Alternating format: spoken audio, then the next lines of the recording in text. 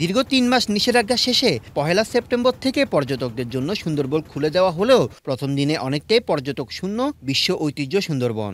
সুন্দরবনের প্রাণ প্রকৃতি রক্ষায় গত ১ জুলাই থেকে ৩১ আগস্ট পর্যন্ত দীর্ঘ ৩ মাস সুন্দরবনে পর্যটক প্রবেশ নিষিদ্ধ ছিল। দীর্ঘ ৩ মাস বন্ধ ছিল পর্যটন আমাদের এই সুন্দরবনের প্রত্যেকটা স্পট, কারণ এই সময় মাছের প্রজনন, উদ্ভিদের প্রজনন এবং আপনার বন্যপ্রাণীর প্রজনন ছিল। বিধায় কর্তৃপক্ষ এই ৩ মাস পর্যটন সহ সমস্ত জেলে বাউলেদের বন্ধ করা হয়েছিল।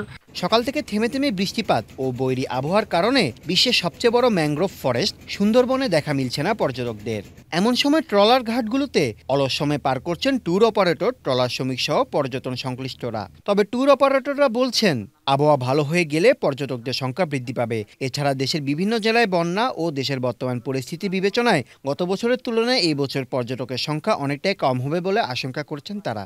করমজল বন্যপ্রাণী প্রজনন কেন্দ্রের ভারপ্রাপ্ত কর্মকর্তা হাওলাদার আজাদ কবির বলেন, সুন্দরবনকে পর্যটকদের কাছে আরও আকর্ষণীয় করে তুলতে সুন্দরবনের করমজল পর্যটন কেন্দ্রে তৈরি করা হয়েছে ঝুলন্ত ব্রিজ, তথ্য কেন্দ্র, ফুড ট্রেলার, ওয়াচ টাওয়ার ও প্রশস্ত রাস্তা সহ নান্দনিক সব স্থাপনা। ঢেলে সাজানো হয়েছে সুন্দরবনের অন্যান্য পর্যটন স্পটগুলো। নতুন রূপে সাজানো করমজল সহ সুন্দরবনের পর্যটন স্পটগুলোতে স্থানীয় কিছু লোকজন ও পর্যটকরা ঘুরছেন। পর্যটকদের নিরাপত্তা নিশ্চিতে আমরা প্রস্তুত আছি।